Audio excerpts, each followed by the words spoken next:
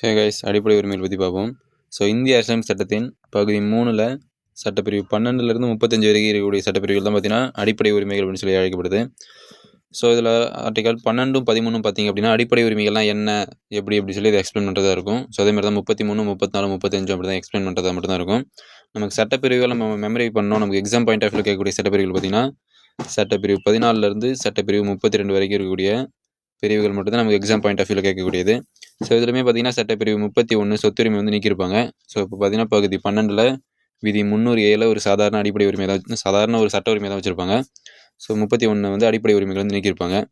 So அதனால் நம்ம 14லேருந்து 32 வரைக்கும் இருக்கக்கூடிய சட்டங்கள் மட்டும் மெமரைஸ் பண்ணால் போதும். ஸோ கம்பல்சரி இதில் வந்து நீங்கள் எந்த ஒரு எக்ஸாம் குரூப் 1 இருக்கட்டும், குரூப் 2, குரூப் 4 இல்லை யூஎஸ்ஆர்பி, எஸ்ஐபிசி எதே இருந்தாலும் சரி தான். ஸோ இந்த அடிப்படை உரிமைகள் வந்து கம்பல்சரி ஒரு கொஸ்டின் வரும். ஸோ அதேமாதிரி இந்த அடிப்படை உரிமைகளை பொறுத்த வரைக்கும் நம்ம எந்த நாட்டிலேருந்து எடுத்தோம் அப்படின்னு பார்த்தீங்கன்னா அமெரிக்க ஐக்கிய நாட்டிலேருந்து தான் எடுத்தோம். அதேமாதிரி நமக்கு ஸ்டார்டிங்கில் வந்து அடிப்படை உரிமைகள் பார்த்திங்கன்னா 7 அடிப்படை உரிமைகள் இருந்தது. ஆனால் தற்போது 6 அடிப்படை உரிமைகள் தான் இருக்குது. ஸோ அந்த சொத்துரிமை சொன்னோம் இல்லைங்களா, ஆர்டிகல் 31 சொத்துரிமை வந்து அடிப்படை உரிமைகள் வந்து நீக்கிட்டு சாதாரண சட்ட உரிமைகள் வச்சுருப்பாங்க. ஸோ அதனால் இப்போ நமக்கு தற்போது 6 அடிப்படை உரிமைகள் தான் இருக்குது. அதே மாதிரி நம்மளுடைய இந்திய அரசியலமைப்பின் பகுதி 3 தான் என்னென்னு சொல்லுவாங்க அப்படின்னா இந்தியாவின் மகா சாசனம், த மேக்னா கார்ட்டா ஆஃப் இந்தியா அப்படி சொல்லுவாங்க. ஸோ நம்மளுடைய அரசியலமைப்பின் பகுதி 3 அதாவது அடிப்படை உரிமைகள் தான் இந்தியாவின் மகா சாசனம் என்று அழைக்கப்படும்.